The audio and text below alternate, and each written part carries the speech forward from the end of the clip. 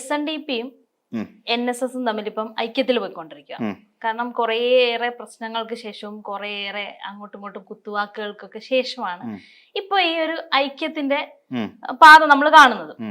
അപ്പം ഈ ഒരു സംഭവം നമ്മൾ ഇതിനെ വേറൊരു രീതിയിലൂടെ നമുക്ക് ചിന്തിക്കാൻ പറ്റും. അതായത് ഏതെങ്കിലും രീതിയിലുള്ള ഒരു ഹൈജാക്കിങ് ഇതിനകത്ത് നടക്കുന്നുണ്ടോ എന്ന് നമുക്ക് കൂടുതലായിട്ട് ചിന്തിക്കാൻ പറ്റും. കാരണം ഈ NSS നേതൃത്വം ആണെങ്കിലും SNDP ആണെങ്കിലും രണ്ട് സെപ്പറേറ്റ് ആയിട്ട് കുറെ കാലമായിട്ട് സെപ്പറേറ്റ് ആയിട്ട് നിന്നുകൊണ്ടും NSS ഭയങ്കര സ്ട്രോങ് ആയിട്ട് മുന്നോട്ട് പോയിക്കൊണ്ടിരിക്കുകയായിരുന്നു. പക്ഷെ ഇപ്പൊ എല്ലാം മറന്ന് ഒന്നിച്ചു. അപ്പം ഇതിനകത്ത് എന്തെങ്കിലും ഇതിനെ നമുക്ക് രാഷ്ട്രീയപരമായിട്ട് കാണാൻ പറ്റുമോ, അല്ലെങ്കിൽ ഇതിനകത്ത് എന്തെങ്കിലും ഹൈജാക്കിങ് നടക്കാൻ സാധ്യതയുണ്ടോ, നടക്കുന്നുണ്ടോ? ഇത് നമ്മളിതിനെ ആദ്യം രാഷ്ട്രീയ ആസ്പെക്റ്റിൽ നമുക്ക് ആദ്യം സംസാരിക്കാം. രാഷ്ട്രീയം എന്ന് പറയുമ്പോൾ ഇവിടെ ഇപ്പം നമുക്കറിയാം NSS എടുക്കുന്ന ഒരു നിലപാടുണ്ടായിരുന്നു. NSS തുടക്കത്തിൽ എടുത്തിരുന്ന നിലപാട് ഒരു UDF നിലപാട് തന്നെയായിരുന്നു. അതായത് എല്ലാ കാലത്തും NSS ശരിദൂരം സമദൂരം എന്നൊക്കെ പറഞ്ഞിരുന്നാലും ശരി തന്നെ ഇവര് എല്ലാ കാലത്തും ഉണ്ടായിരുന്ന UDFനോട് ഒരു അനുനയം പ്രഖ്യാപിച്ചുകൊണ്ട് മുന്നോട്ട് പോകുന്ന ഒരു രീതി എല്ലാ കാലത്തും സ്വീകരിച്ചിട്ടുണ്ട്. എന്നാൽ തുടർന്ന് ഇങ്ങോട്ട് വരുന്ന ഒരു കാലഘട്ടത്തിൽ, അതും ഇത്തവണ ഈ ഒരു തെരഞ്ഞെടുപ്പ് ആയപ്പോൾ 2026 നടക്കാൻ പോകുന്ന തെരഞ്ഞെടുപ്പിനോട് അടുക്കുമ്പോൾ ഇതിൽ ചില മാറ്റങ്ങൾ NSS വരുത്തിയ മാറ്റങ്ങൾ എന്ന് പറഞ്ഞാൽ പ്രധാനമായും ആഗോള അയ്യപ്പ സംഗമത്തെ തുടർന്നിട്ട് അതൊരു കാരണമായി നിമിത്തമായി തീർന്നു എന്നുള്ളതാണ് എൻ്റെ ഒരു പക്ഷം. ഇവിടെ മുഖ്യമന്ത്രി പിണറായി വിജയന്റെ നേതൃത്വത്തിൽ ഇവിടെ ഒരു ആഗോള അയ്യപ്പ സംഘം ഇതിന്റെ ജൂബിലിയായിട്ട് ബന്ധപ്പെടുത്തിക്കൊണ്ട് ദേവസ്വം ബോർഡിന്റെ 75 വർഷങ്ങൾ എന്നൊക്കെ പറഞ്ഞുകൊണ്ട് അതിനെ പൂർത്തീകരിക്കുന്ന സമയത്തും അങ്ങനെ അതുമായിട്ട് ബന്ധപ്പെട്ടാണല്ലോ ആഗോള അയ്യപ്പ സംഗമം നടക്കുന്നത്. ഇത് ശബരിമലയിലെ വികസന പദ്ധതികളെ കുറിച്ച് ചർച്ച ചെയ്യാനും തുടങ്ങിയ കാര്യങ്ങൾക്ക് വേണ്ടിയിട്ടാണ്. ആ സമയം ആയപ്പോൾ NSS കൃത്യമായി മറ്റൊരു നിലപാടിലേക്ക് പോയി. അതുവരെ അവർക്കുണ്ടായിരുന്ന ഒരു UDF ചായ്വ് അല്ലെങ്കിൽ കോൺഗ്രസിനോട് മമത പുലർത്തിക്കൊണ്ടിരുന്ന ഒരു നേതൃത്വം വളരെ പെട്ടെന്ന് തന്നെ ഒരു ചാട്ടത്തിലേക്ക് പോവുകയും ഞങ്ങൾ LDFനെ ഇക്കാര്യത്തിൽ പിന്തുണയ്ക്കുന്നു എന്ന് പറഞ്ഞുകൊണ്ട് വന്നു. അതായത് ആഗോള അയ്യപ്പ സംഗമത്തെ പിന്തുണയ്ക്കുന്നു എന്നുള്ള നിലയിലേക്ക് വന്നു. അപ്പോഴും നമുക്കറിയാം കോൺഗ്രസ് ഇതിൽ നിന്ന് വിട്ടുനിന്നു, അല്ലെങ്കിൽ പ്രതിപക്ഷ പാർട്ടികളെല്ലാം ആഗോള അയ്യപ്പ സംഗമം എന്ന് പറയുന്ന പരിപാടിയിൽ നിന്ന് വിട്ടു നിൽക്കുകയും അവിടെ പങ്കെടുക്കാതിരുന്നത് നന്നായി എന്ന് അവർ സ്വയം പറയുകയും ചെയ്ത ഒരു കാലമാണ് നമ്മൾ കണ്ടത്. അപ്പോൾ അങ്ങനെ ഒരു സാഹചര്യം വന്നപ്പോൾ ശരിക്കും പറഞ്ഞാൽ UDFന്റെ പാളയത്തിൽ നല്ല ഒരു ഇളക്കം സംഭവിച്ചു. എന്തുകൊണ്ടാണെന്ന് ചോദിച്ചാൽ UDFന് എല്ലാ കാലത്തും മികച്ച പിന്തുണ നൽകിക്കൊണ്ട് ഒരു നായർ ബെൽറ്റിനെ ചേർത്ത് നിർത്തുന്നതിൽ വിജയിക്കാൻ കഴിഞ്ഞതിന്റെ പ്രധാനപ്പെട്ട കാരണം NSS ഒപ്പം ഉണ്ടായിരുന്നു എന്നുള്ളത് കൊണ്ടാണ്. എന്നാൽ ഇങ്ങോട്ട് നമ്മൾ പരിശോധിക്കുമ്പോൾ ഇനിയും ഇതിനകത്ത് എത്ര പേരാണ് ഇതിനകത്ത് നല്ല പൊസിഷനിലേക്ക് പോയത്, നായർ സമുദായത്തിൽ നിന്നുള്ള എത്ര പേരുണ്ട് എന്നുള്ളത് നമ്മൾ ആലോചിക്കണം UDFൽ. അതേസമയം LDFനെ സംബന്ധിച്ചിടത്തോളം മന്ത്രിമാരായിരിക്കുന്ന സമയത്ത് ഇവിടെ നിരവധി മന്ത്രിമാർ LDF മന്ത്രിസഭയിലുണ്ട് എന്നുള്ളതും ഇതിന്റെ ഒരു സാമുദായിക സമവാക്യം തന്നെയാണ്. നായർ വിഭാഗത്തിൽ നിന്നുള്ള എത്ര NSSകാരുണ്ട് എന്നുള്ള കാര്യം നമ്മൾ അവിടെ ആലോചിക്കണം. അപ്പോൾ ഇനി അങ്ങോട്ട് പോരുമ്പോൾ എന്ത് സംഭവിക്കുമെന്ന് ചോദിച്ചാൽ, ഇവിടെ ഇപ്പോൾ ആഗോള അയ്യപ്പ സംഗമം നടത്തിയത് ഒരു മൃദു ഹിന്ദുത്വ സമീപനമാണ് ഇടതുപക്ഷം പുലർത്തിയത് എന്നുള്ള ഒരു ധാരണയുടെ പുറത്താണ് ശരിക്കും NSS അതിനെ അംഗീകരിച്ചത്. ഇപ്പൊ ശബരിമലയുമായി ബന്ധപ്പെട്ടുകൊണ്ട് എന്ത് നല്ല കാര്യങ്ങൾ നടന്നാലും അതിനെ അനുകൂലിക്കുക എന്നുള്ളതാണ് ഞങ്ങളുടെ കടമ എന്നുള്ള നിലയ്ക്കാണ് സുകുമാരൻ നായർ അതുമായിട്ട് ബന്ധപ്പെട്ട കാര്യങ്ങളെ കണ്ടത്. കാരണം ഇപ്പൊ കേന്ദ്ര സർക്കാരിനെതിരെ BJPക്കെതിരായി പോലും ശക്തമായ വിമർശനം ഉന്നയിക്കുന്ന ഒരു നിലയിലേക്ക് സുകുമാരൻ നായർ മാറി. കാരണം ശബരിമലയിൽ എന്ത് വികസന പ്രവർത്തനങ്ങൾ നടത്തിയിട്ടുണ്ട്, പമ്പയിലൂടെ ഒഴുകി വരുന്നത് മറ്റൊന്ന് മലിന വസ്തുക്കളാണ് എന്നതടക്കം ഇതിനെയൊന്നും ക്ലിയർ ചെയ്യുന്നതിനോ അവിടെ ഒരു വികസന പ്രവർത്തനങ്ങൾ നടത്തുന്നതിനോ ഇവിടുത്തെ കേന്ദ്രം ഭരിച്ചുകൊണ്ടിരിക്കുന്ന BJPക്ക് കഴിഞ്ഞിട്ടില്ല എന്ന ശക്തമായ BJP വിരുദ്ധത തന്നെയാണ് NSSന്റെ സുകുമാരൻ നായർ പ്രകടിപ്പിച്ചിട്ടുള്ളത്. ഇപ്പം നമ്മൾ നോക്കിക്കഴിഞ്ഞാൽ എന്നാൽ എന്തുകൊണ്ട് BJP NSSന്റെ പല സമരങ്ങളെയും ഏറ്റെടുത്തതായി നമുക്കറിയാം. ഇവ 2018 നാമജപ പ്രതിഷേധ യാത്ര NSS ആണ് ആദ്യമായി ആരംഭിക്കുന്നത്. കാര്യം അവിടെ ആചാര ലംഘനം നടക്കാൻ പാടില്ല, അത് നടത്താൻ പാടില്ല എന്നുള്ള ഒരു മുന്നൊരുക്കത്തോടു കൂടി തന്നെയാണ് അവരങ്ങനെ ഒരു സമരപരിപാടിയായിട്ട് മുന്നോട്ട് പോയത്. അപ്പോൾ അങ്ങനെ ഒരു സമരപരിപാടി മുന്നോട്ട് പോയപ്പോൾ BJP സ്വാഭാവികമായും ഒരു ഹിന്ദുത്വ പ്രീണന സമീപനമായി ഇതിനെ കാണുകയും ആ സമരത്തെ പിന്നീട് അങ്ങോട്ട് മുന്നോട്ട് കൊണ്ടുപോയത് ഈ നമ്മുടെ BJP ആണ് എന്നുള്ളത് നമുക്ക് കേരളത്തിലുള്ള എല്ലാവർക്കും അറിയാവുന്ന കാര്യം തന്നെയാണ്. അപ്പൊ ഇങ്ങനെ BJPയെ എന്നാൽ ഉൾക്കൊള്ളാൻ NSSന് കഴിഞ്ഞിട്ടുമില്ല. കാരണം എന്താണെന്ന് ചോദിച്ചാൽ NSS എല്ലാ കാലത്തും ഞാൻ നേരത്തെ സൂചിപ്പിച്ച പോലെ കോൺഗ്രസുമായി അടുത്ത ബന്ധം പുലർത്തിക്കൊണ്ടിരിക്കുന്ന ഒരു ഇത് തന്നെയാണ്. പിന്നെ ഇടയ്ക്കുണ്ടായ ഒരു കാരണം എന്ന് വെച്ച് കഴിഞ്ഞാൽ KB ഗണേഷ് കുമാർ ഇന്ന് മന്ത്രിസഭയിലുണ്ട്. എന്നാൽ KB ഗണേഷ് കുമാർ NSSന്റെ ഭാരവാഹി കൂടിയാണ്. NSSുമായി ഏറെക്കാലമായി വളരെ അടുത്ത ബന്ധം പുലർത്തുന്ന ഒരാൾ തന്നെയാണ്. എന്നാൽ KB ഗണേഷ് കുമാറിന്റെ സാന്നിധ്യം ഒരു പാലമായി LDFലേക്ക് NSSനെ ചേർത്ത് നിർത്തുന്നതിൽ പ്രവർത്തിച്ചിട്ടുണ്ടോ എന്നുള്ള കാര്യം അന്ന് മുതൽ തന്നെ ചർച്ചയിൽ വരുന്ന ഒരു വിഷയം തന്നെയാണ്. അപ്പൊ ഇങ്ങനെല്ലാം LDFനെ അനുകൂലിച്ചുകൊണ്ട് NSS നിൽക്കുന്ന ഒരു സമയമായി നമ്മൾ അതിനെ കാണാം. ഇതൊരു വലിയ രാഷ്ട്രീയ മാറ്റമാണ്. നേരത്തെ നമ്മൾ പലപ്പോഴും പറഞ്ഞിട്ടുണ്ട്, ഇപ്പൊ NSSന്റെ സുകുമാരൻ നായർ വിചാരിച്ചാലോ NSS സംഘടനയിൽ ഏതെങ്കിലും തലപ്പത്തിരിക്കുന്നവർ വിചാരിച്ചാലോ ഇവിടെ CPM-ന് കിട്ടുന്ന വോട്ടിൽ വർധനവ് വരുത്താൻ കഴിയുമോ? സ്വാഭാവികമായി എല്ലാവർക്കും ഉണ്ടാകുന്ന ഒരു സംശയമാണ്. എന്നാൽ വരുത്താൻ കഴിയും. ചെറിയ തോതിൽ ആണെങ്കിൽ പോലും അവിടെ ഉണ്ടാക്കുന്ന ഒരു ചലനം വലുതാണ്. അതായത് ഓരോ കുടുംബങ്ങളെയും ഓരോ സാമുദായിക സംഘടനകൾ സ്വാധീനിക്കുന്ന രീതിയുണ്ട്. അതിപ്പോ ഈ പറയുന്ന പോലെ ഫിനാൻസ് നൽകിക്കൊണ്ടാവാം, മൈക്രോ ഫിനാൻസിന്റെ കാര്യങ്ങളിലൂടെ ആവാം, എങ്ങനെയാണെങ്കിലും ആകാം. ഈ കല്യാണങ്ങൾ നടത്തുക, മരണം അതുപോലെ ബന്ധപ്പെട്ട്, അത് നമ്മുടെ ജീവിതത്തിന് ആവശ്യമായ പല ഘട്ടങ്ങളിലും ഈ പറയുന്ന സാമുദായിക സംഘടനകളുടെ സാന്നിധ്യം ഉണ്ടാകാറുണ്ട് എന്നുള്ളത് നമ്മുടെ സമുദായവുമായി ബന്ധപ്പെട്ട് ജീവിക്കുന്ന എല്ലാവർക്കും അറിയാവുന്ന കാര്യം തന്നെയാണ്. അപ്പം ഇങ്ങനെ സമുദായ സംഘടനകളിൽ അല്ലെങ്കിൽ സമുദായങ്ങൾക്കിടയിൽ, സമുദായത്തിലുള്ള ജനങ്ങൾക്കിടയിൽ എല്ലാ സാമുദായിക സംഘടനകൾക്കും കൃത്യമായ ഒരു ഇടപെടൽ നടത്താൻ സാധിക്കുന്നുണ്ട്. അങ്ങനത്തെ ഒരു സാഹചര്യം മനസ്സിലാക്കി വെച്ചുകൊണ്ട് ഒരു മണ്ഡലത്തിൽ വെറും 5000 വോട്ടിന്റെയോ അല്ലെങ്കിൽ 1000 വോട്ടിന്റെയോ ഒരു മാറ്റം കൊണ്ടുവരാൻ എന്തായിരുന്നാലും LDF-ന് അല്ലെങ്കിൽ NSS-ന് സാധിക്കും എന്നുള്ളത് അതിനകത്തിലെ NSS-നെ പ്രത്യേകം എടുത്തു പറയേണ്ട ഒരു മാറ്റം തന്നെയാണ്. അതൊരു രാഷ്ട്രീയ കാര്യം തന്നെയാണ്. അപ്പോൾ ഈ പറയുന്ന LDF-ന് കൊടുത്ത പിന്തുണ ഒരു പക്ഷേ NSS-ന് അല്ലെങ്കിൽ LDF-ന് അത് ഗുണം ചെയ്യും. ഇനി രണ്ടാമത്തെ SNDP ആയിട്ട് അനുകൂലിച്ച് സംസാരിക്കുമ്പോഴും വെള്ളാപ്പള്ളി നടേശൻ ഒരു ഘട്ടത്തിൽ പോലും ഈ പറയുന്ന BJP അമിതമായി സപ്പോർട്ട് ചെയ്യുകയൊന്നും ചെയ്തിട്ടില്ല. പക്ഷേ മുസ്ലിം വിരുദ്ധത എന്ന് പറയുന്ന ഒരു കാര്യം വെള്ളാപ്പള്ളി നടേശൻ മനസ്സിൽ കൊണ്ടു നടക്കുന്നുണ്ട്. അതിന് പ്രധാനപ്പെട്ട കാരണം അദ്ദേഹത്തിന്റെ ഉള്ളിലുള്ള സംഘപരിവാർ രാഷ്ട്രീയം തന്നെയാണ്. അപ്പൊ ഇത് ഇപ്പോ BJP അല്ലെങ്കിൽ കോൺഗ്രസിനെതിരായിട്ട് വെള്ളാപ്പള്ളി നടേശൻ നിലപാടെടുക്കുമ്പോൾ അതും ശരി ഈ പറയുന്ന ഗുണം തന്നെ ചെയ്യും. അതായത് സമുദായ സംഘടന എന്നുള്ള നിലയിൽ നിന്നുകൊണ്ട്, ഒരു സമുദായ ആചാര്യൻ എന്നുള്ള നിലയിൽ നിന്നുകൊണ്ട്, അല്ലെങ്കിൽ സമുദായ നേതാവ് എന്നുള്ള നിലയിൽ നിന്നുകൊണ്ട് അദ്ദേഹം അങ്ങനെ ഒരു പ്രഖ്യാപനം നടത്തുമ്പോൾ അയാളുടെ വാക്ക് കേട്ടുകൊണ്ടിരിക്കുന്ന ഒരു 100 പേരെങ്കിലും തിരിയും. അത് സ്വാഭാവികമായി സംഭവിക്കുന്ന കാര്യമോ, അത് ഏത് സാമുദായിക സംഘടനയിലും സംഭവിക്കുന്ന കാര്യമോ. പക്ഷേ ഇവിടെ LDF-നെ സംബന്ധിച്ചിടത്തോളം SNDP എന്ന് പറയുന്ന അല്ലെങ്കിൽ ഈഴവ സമുദായത്തെ ചേർത്ത് നിർത്തേണ്ടത് അനിവാര്യമായ ഘടകമാണ്. എന്തുകൊണ്ടാണ് എന്ന് ചോദിച്ചാൽ, ഇവിടുത്തെ LDF-ന്റെ അല്ലെങ്കിൽ CPM-ന്റെ അടിസ്ഥാന വോട്ടുകളിൽ പലതും കിടക്കുന്നത് ഈ ഈഴവ സമുദായത്തിൽ തന്നെയാണ്. ഈഴവ സമുദായമാണ് എല്ലാ കാലത്തും LDF-ന്റെ മികച്ച കോട്ടകളായി മാറിയിട്ടുള്ളത്. അപ്പോൾ അതിനെ നിലനിർത്തിക്കൊണ്ട് പോരുക എന്നുള്ളത് LDF-ന്റെ ഒരു ആവശ്യമാണ്, അല്ലെ തിരിച്ചു കൊണ്ടുവരിക എന്നുള്ളത് LDF-ന്റെ ആവശ്യമാണ്. എന്തുകൊണ്ടാണ് തിരിച്ചു കൊണ്ടുവരിക എന്നുള്ള ഒരു പ്രയോഗം വന്നത് എന്ന് നമുക്ക് നോക്കാം. തിരിച്ചു കൊണ്ടുവരാന്ന് പറഞ്ഞാൽ, ഇപ്പം BDJS എന്ന് പറയുന്ന ഒരു പാർട്ടി SNDP യോഗത്തിന്റെ സംസ്ഥാന ജനറൽ സെക്രട്ടറി ആയിരിക്കുന്ന വെള്ളാപ്പള്ളി നടേശനും അദ്ദേഹത്തിന്റെ മകൻ തുഷാർ വെള്ളാപ്പള്ളിയും കൂടെ ചേർന്നുകൊണ്ടാണ് ഇത് BDJS എന്ന് പറയുന്ന ഒരു പാർട്ടി ഉണ്ടാക്കുകയും ആ പാർട്ടി BJP അതിൽ NDA എന്ന് പറയുന്ന മുന്നണിയിൽ ലയിക്കുകയും ചെയ്തു. അപ്പോൾ അങ്ങനെ വരുന്ന ഒരു സാഹചര്യത്തിൽ ഇതിൽ കൂടി വരുന്ന ഒരു വിഭാഗം ആളുകൾ എല്ലാവരും തന്നെ ഈ പറയുന്ന ഒരു സംഘപരിവാർ ആശയത്തിന്റെ ഒരു ഇതായി മാറുകയും, അങ്ങനെ വന്നപ്പോൾ ഇടതുപക്ഷത്തിന് ലഭിക്കേണ്ടിയിരുന്ന ഇത്തരം വോട്ടുകൾ, പിന്നോക്ക വിഭാഗങ്ങളുടെ അല്ലെങ്കിൽ ഈഴവരാതി വോട്ടുകൾ എല്ലാം LDF-ന് കുറവ് സംഭവിക്കുകയും ചെയ്തു. അത്തരത്തിലുള്ളൊരു നമുക്ക് മനസ്സിലാക്കാൻ കഴിയുന്ന ഒരു സ്ഥലം നമ്മുടെ കായംകുളം മണ്ഡലമാണ്. ആ കായംകുളം നിയോജക മണ്ഡലത്തിൽ അങ്ങനെ ഒരു മാറ്റം സംഭവിച്ചിട്ടുണ്ട്.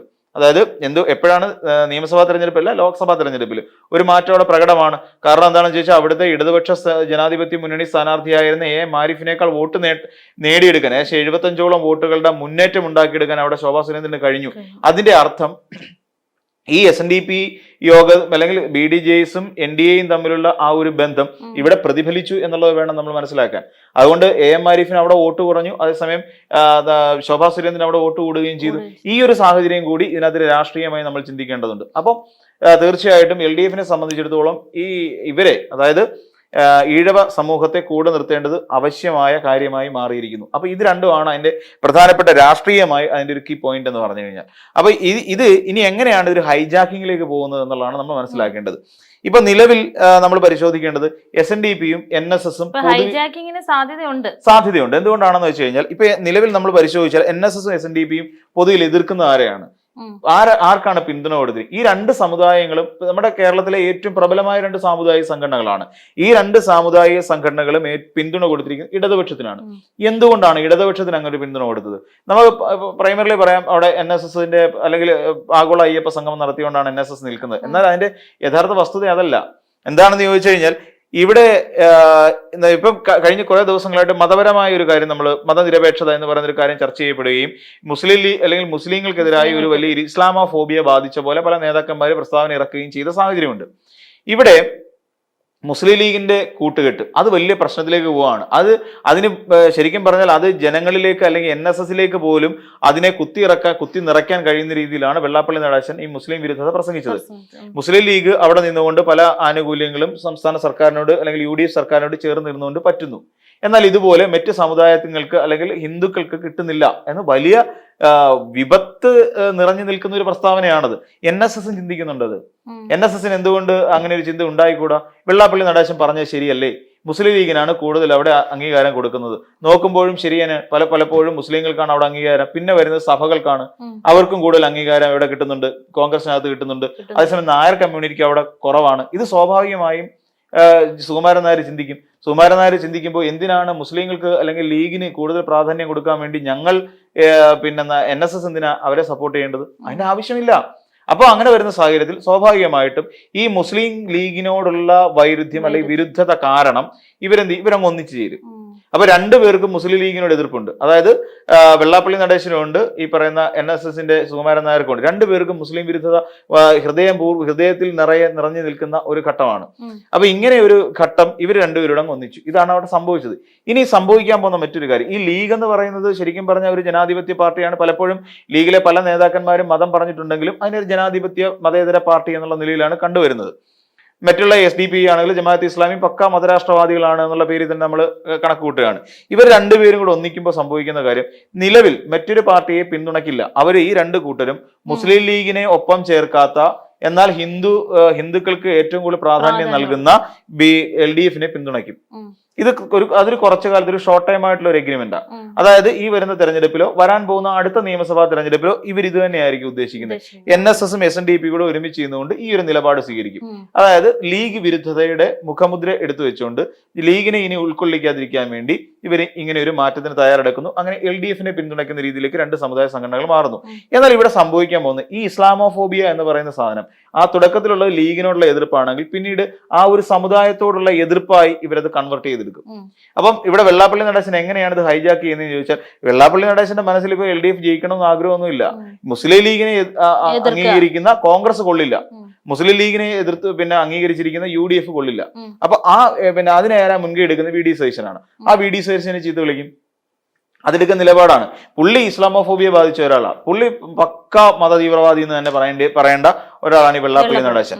അപ്പൊ ഇങ്ങനെ ഒരു വഴി ഇവിടെ ഉണ്ടാക്കിയിട്ട് കഴിഞ്ഞാൽ ജനം തെറ്റിദ്ധരിക്കില്ല, തന്നെ വർഗീയവാദിയായിട്ട് ചിത്രീകരിക്കത്തില്ല. കാര്യം ഞങ്ങൾ രണ്ടുപേരുടെയും, കേരളത്തിലെ രണ്ട് പ്രബല സമുദായങ്ങളുടെ രണ്ടുപേരുടെയും ഒരു പിന്തുണ എന്ന് പറഞ്ഞാൽ LDFനൊപ്പമാണ്. അപ്പൊ ഞങ്ങൾ LDFനെ പിന്തുണയ്ക്കുന്നു. എന്നാൽ ഇതിലൂടെ ഒളിച്ചു കടത്താൻ ശ്രമിക്കുന്ന കാര്യം പക്ക വർഗീയതയാണ്. ആ വെള്ളാപ്പള്ളി നടേശൻ ഇതിലൂടെ പക്ക വർഗീയത ഒളിച്ചു കടത്താൻ പോവാണ്. എങ്ങനെയാണെന്ന് ചോദിച്ചു കഴിഞ്ഞാൽ, ഈ ഒരു ചിന്ത, ഈ ഇസ്ലാമോഫോബിയ എന്ന് പറയുന്ന ഒരു ചിന്ത NSSലേക്കും കുത്തിയിറക്കും. കണ്ടില്ലേ, UDF എല്ലാ കാലത്തും ഇസ്ലാമുകളെ പിന്തുണയ്ക്കുന്നു, ലീഗിനെ പിന്തുണയ്ക്കുന്നു എന്ന് പറയുന്ന ഒരു ചിന്ത സ്വാഭാവികമെന്നോണം NSSലേക്കും കുത്തിയിറക്കും.